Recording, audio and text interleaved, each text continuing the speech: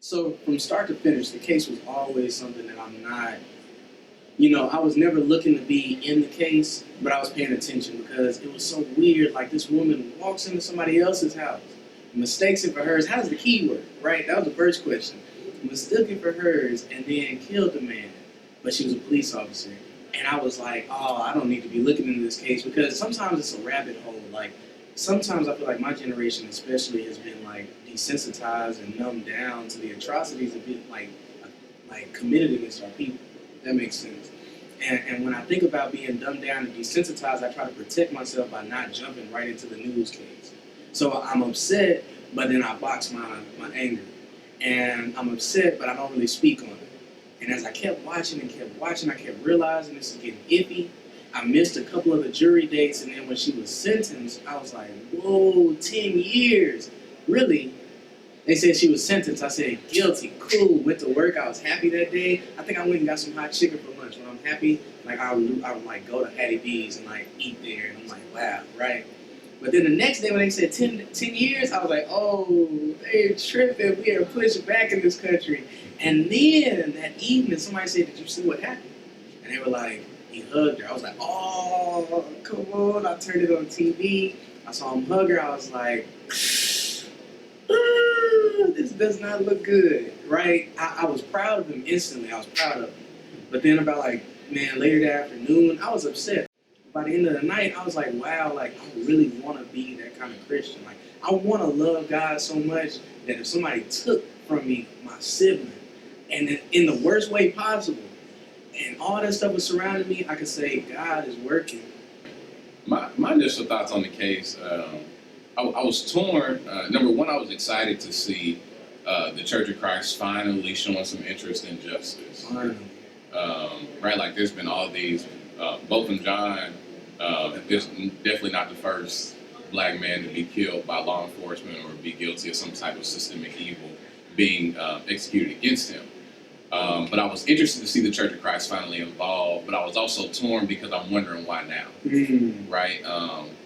Like we're adding this list of, like black men can be killed for carrying the tea and Skittles down the street. You can be killed for being in the wrong area at the wrong time, for having a hoodie on. Now you can be killed, music too loud, having a toy gun. Now you can be killed for sitting in your living room, right? If the wrong person walks in. And so all these thoughts were going through my head. I was excited to see the Church of Christ finally involved, but then I was kind of torn. And some of the arguments and debates around it, I was really torn because I understand both sides. Yeah.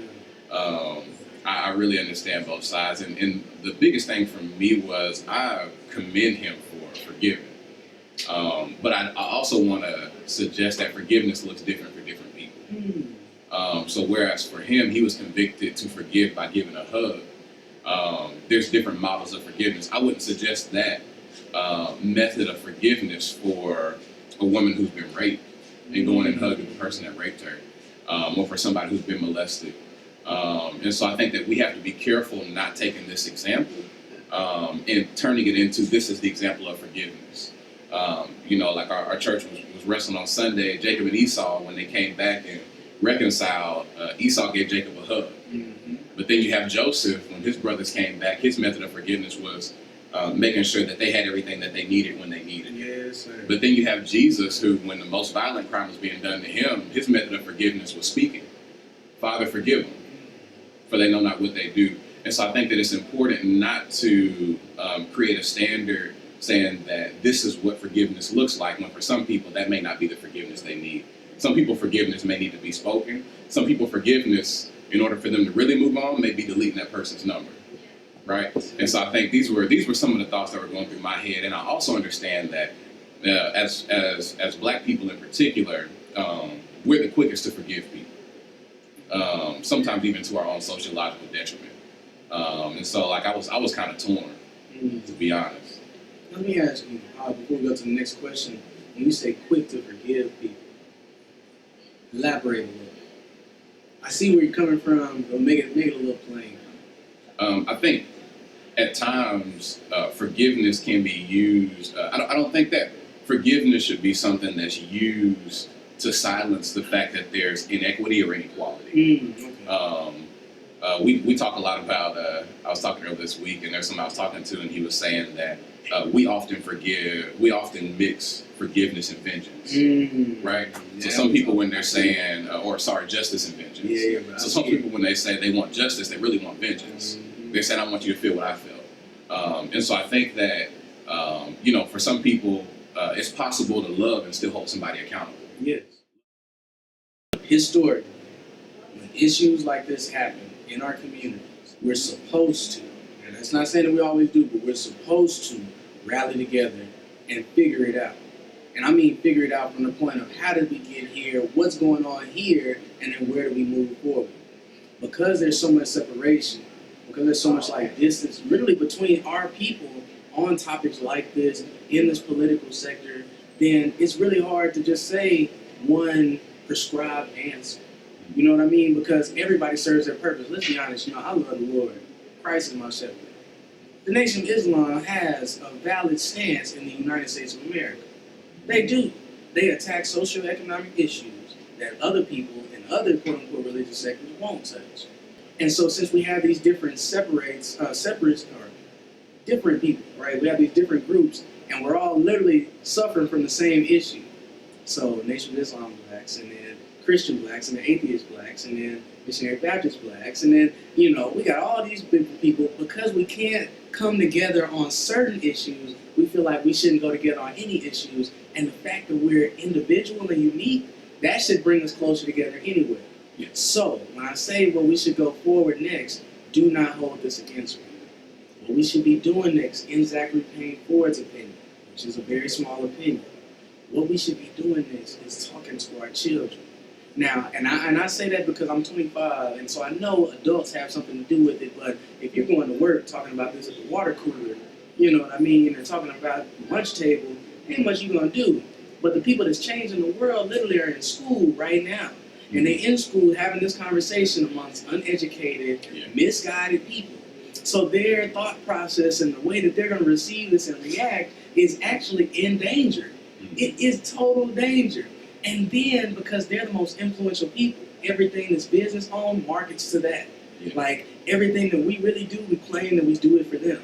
So because now their thought process is misguided on this topic and issues like this, if we don't go to our children and discuss real, tangible solutions to these problems, like real ways for us to get up out of this oppressive state, if we don't enable people with a stronger mentality and enable people with real resources to be able to fight issues like this, if law language was discussed, if both them and Brant were able to learn legal language and legal tendencies in middle high school, then when we get to cases like this, I don't have to wait on my lawyer to tell me what she could get. Yeah. I'm coming to you and letting you know, hey man, y'all said we're looking for 28. According to such and such versus such and such, we're looking for 65. Yeah. If we don't enable people with resources and a better mindset to think about and discuss this type of topic and issues, then we don't even need to start fighting. Yeah. But once we enable, then we can fight. And if we can fight, then we can start fighting together. Because everybody runs to peace. Everybody runs to sanctuary. And the fight that God has laid out for us to fight provides peace and sanctuary. But if we don't start enabling each other with the conversational tools and the resources, then anything we do next is going to be a waste of time. Yeah. No, that's good. That's good. I think, no, that's accurate. I think it has to involve the younger generation. I think it has to be intergenerational. I think you hit on a big piece of it. It has to come through our ability to have dialogue and discourse. To me, the most disappointing thing was not the variance of opinions I saw online, but how upset we are when somebody gives their opinion, right? Whether they said it or not, that's how they felt. And so I think that we need to take these moments and attempt to educate or attempt to dialogue to figure out, and not just discussions for the sake of discussions. Yes, sir. But discussions for the sake of trying to figure out how we as a people can come together and mobilize toward a solution. Because for me, I pinpoint the issues of the case differently than what I've heard a lot of people pinpoint. I think we have to talk about how so many of our public officials are overworked and underpaid, right? Officer Geiger was, working these really long shifts day after day after day. And we have to talk about how our public servants, our teachers, our police officers are trying to struggle to make ends meet while they're protecting us and educating us. And so I think that that's a piece of it is how can we talk about the fact that many of our public servants are having to work multiple jobs to make ends meet or work these hours that they're not even allowed to flourish and be their best selves. That's one place where I pinpointed. I pinpointed another one with the prison systems.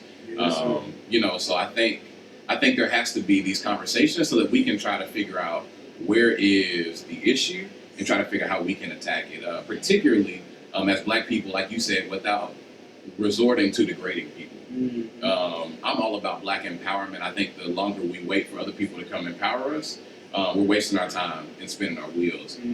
We have enough capital, we have enough resources as a people to empower ourselves and to make change. We can hire a political candidate, if we were to unify. We can put the officials that become the judges and the DAs if we will come together and unify. But I think a big piece of that unity is knowing everybody's not going to believe the same thing, but how can I express what I believe in my opinion and you express your opinion and what you believe, and we try to figure out where the truth is amongst that so that we can pursue it together and that you have a better community. I think it begins with dialogue. Thank you.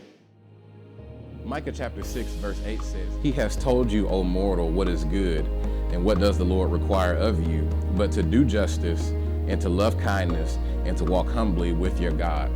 The Hebrew Bible is shaped in the context of a people who've been going through oppression and who've been disenfranchised. And the question is, where is God and what is God doing? One school of thought said that we weren't living holy enough. Another school of thought said we weren't following his commandments well enough. And one school of thought, which we know as the prophets, particularly the minor prophets, said that we just weren't doing justice. Micah said that we need to learn to do justice, love kindness, and walk humbly. I want to suggest that we continue to have dialogue, to continue to talk through this case, and not just talk for the sake of talking, not just having meetings for the sake of marking off a checklist, but make sure that we're having meetings and we're talking so that we can move towards a tangible solution that's for the betterment of everybody. Jesus said, "My kingdom come, my will be done on earth as it is in heaven." I want to see salvation in heaven, Lord willing, but I also want to see God's will be done here. And so we need to make sure that while we're here, we're making it a better place and we're leaving our imprint so that people will see God's glory and know that there is a God who's here and that loves him and that we can walk the gospel that we preach. What's up, guys? It's Zach. Now, before I let you go, I want to get you in this word, all right? In Matthew chapter 6, verse 14 and 15, it clearly says, "For if you forgive men their trespasses, your heavenly Father will also forgive you. But if you do not forgive men their trespasses, neither will your Father forgive your trespasses." In this case, we see a young man, and I thank God that he was able to do what he did publicly to show the world that God is still working in his life. Let's not, though, forget that as we do fight for our rights and as we do make sure that we stand up for people that are suffering, that we understand that God calls for us to do something. He calls for us to forgive because we know that the promise is better on our end than it is for the person that's doing us wrong. Whether it's systemic, whether it's covert, whether it's in our face, whether it's physical, mental, or anything like that, we should know that God needs from us to trust in him wholeheartedly, like a child, not naive, not illogically, but knowing that the reason and the grace and the mercy that's all conjured up together in this formula makes for us to be totally immortal. And I mean totally immortal. Fight for your rights, but do not let fighting for your rights interfere with what God's called you to do and fighting for your right to live eternally. Do you feel me? I know that you can. I know that you will. But do not let any man and do not let any emotion interrupt the connection that God and you have by you completing what God has for you to complete and him fulfilling the promises that he has for you when that connection is working the way it's supposed to. All right, y'all. Love you. Stay positive. Stay encouraged. Peace.